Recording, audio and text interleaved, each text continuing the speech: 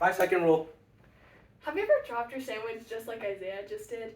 Well, this is why we wanted to test the 5-second rule to see if the sandwich would still be safe to eat after dropping it on the floor. Good morning, my name is Caryssa. My name is Kiana. I'm Marlene. And I'm Isiah. So we wanted to test to see if the 5-second rule actually applies to the food that you drop on the floor. The 5-second rule is where you drop a piece of food on the floor and you pick it up before 5 seconds so the bacteria doesn't get on it. But we don't know if that's actually true or not. So we got different variables and experimented on it. So, our question is, does the 5-second rule actually apply? According to Science Friday, the 5-second rule has been around for a very long time. Some people think that it started with kings in ancient times who allowed their subjects to eat food that had touched the floor. However, the 5-second rule became a lot more popular in a culinary show with Julia Child, as seen in this image here. And she was flipping a potato pancake, and the potato pancake happened to land on the countertop. At this time, the mindset was that if you dropped a piece of food, it was contaminated and you were supposed to throw it away. So, after this happened, a bunch of movie references started to pop up, and there were references to things including the 10-second rule, the 20-second rule, but it ultimately ended up being the 5-second rule. Now, we weren't the only ones who questioned the scientific validity of the 5-second rule. Jillian Clark at the University of Indiana-Urbana decided to do a similar experiment and test a variety of foods, including gummy bears. The conclusion of her experiment was that the 5-second rule may apply, but it depends on the type of food. According to Mark Rober, different foods collect different amounts of bacteria, and as stated by the Michigan State University, bacteria thrives best in moist conditions. So for example, if I were to drop a dry pretzel stick on the ground, it's probably not going to collect as much bacteria as, say, a piece of watermelon. If I were to drop a piece of watermelon, all the bacteria would be automatically attracted to it because it really likes the moist conditions of the watermelon. So the 5-second rule probably will not apply to moist foods, as it could potentially apply to drier foods. So for our experiment, we had to have a hypothesis, and our hypothesis was we figured that the 5-second rule wouldn't apply, and out of all the different foods, the ham is the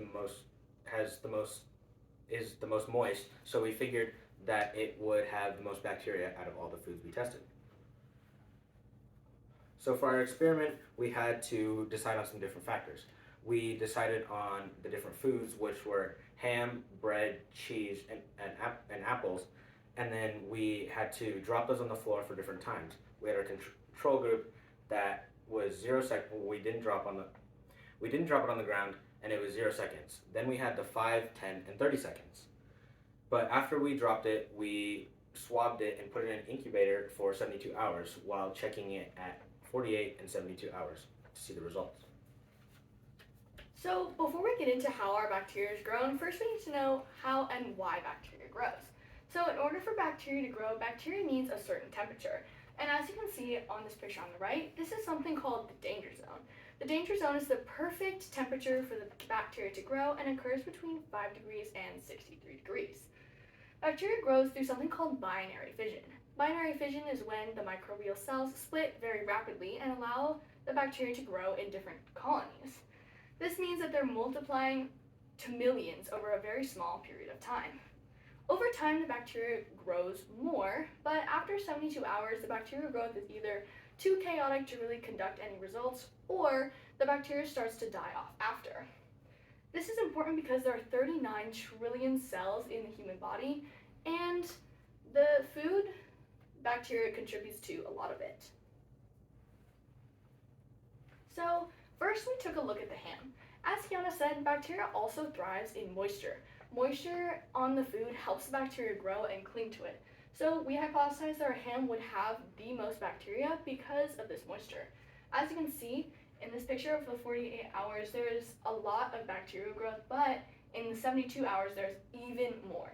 And this shows that because the ham was moist, it allows it to have a cooler temperature and the bacteria thrives in this area.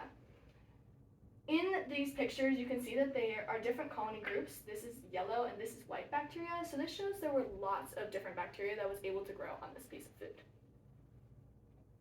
One of the other foods we tested was bread.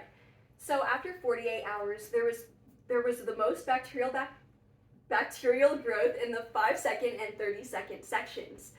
However, after 72 hours, there was similar bacterial growth throughout all of the timestamps. And it was actually really surprising to us because the control group had the most bacteria. And you can also see that the shape and color of the bacteria changed throughout the experiment. So this could be due to an error in the experiment or because of the preservatives in the bread. And so bread's preservatives are used to slow the rate of mold development, but sometimes it also slows the rate of bacterial development.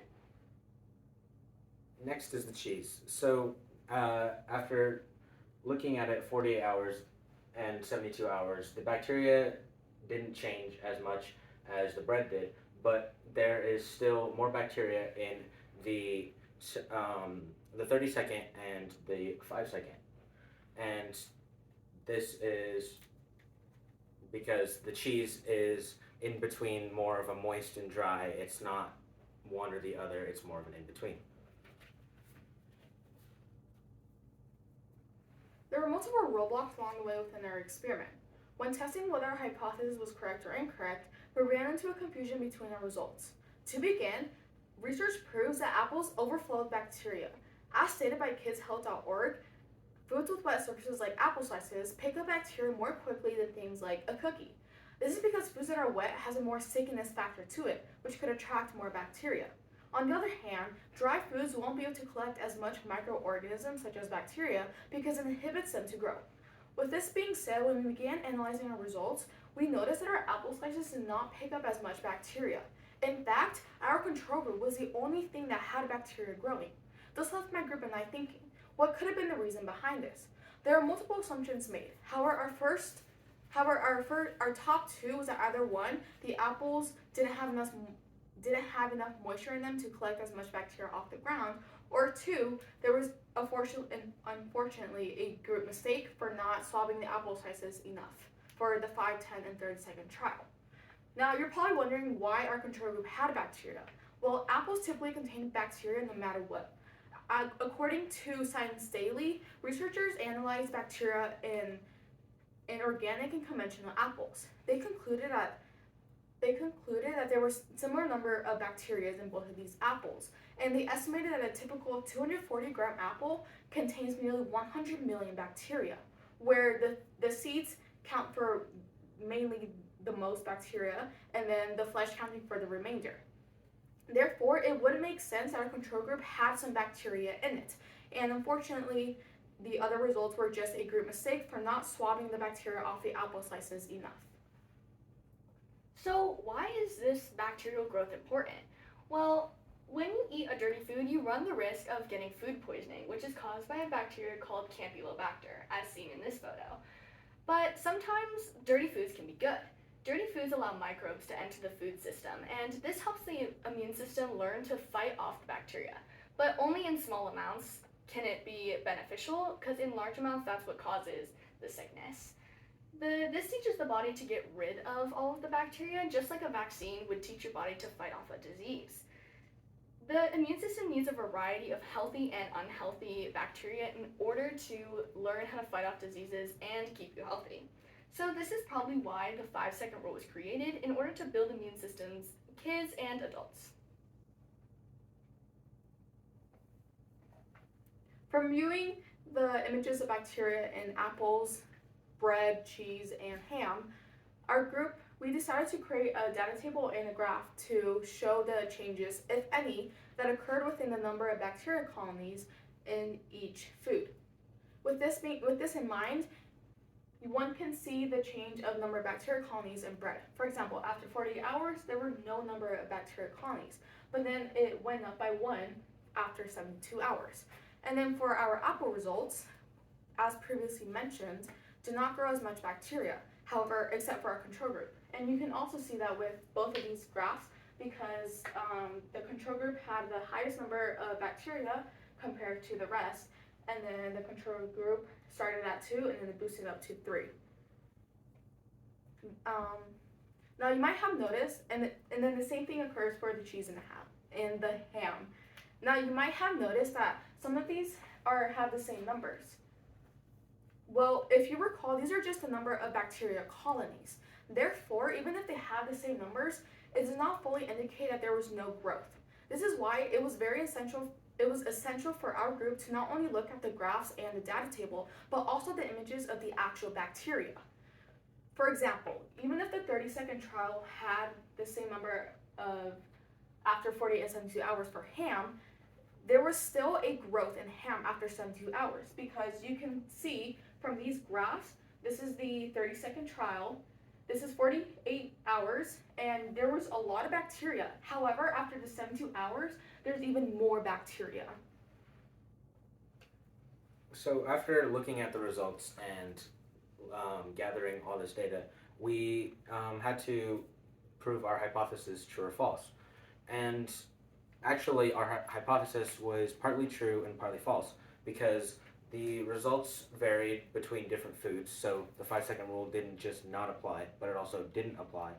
And then the ham also was the food that had the most bacteria out of all the 4 different foods. So some foods can be contaminated with dirty bacteria, but if you eat another food that has been on the ground for a shorter period of time, it might not be that bad. And then these are our references. Thank you. Thank you.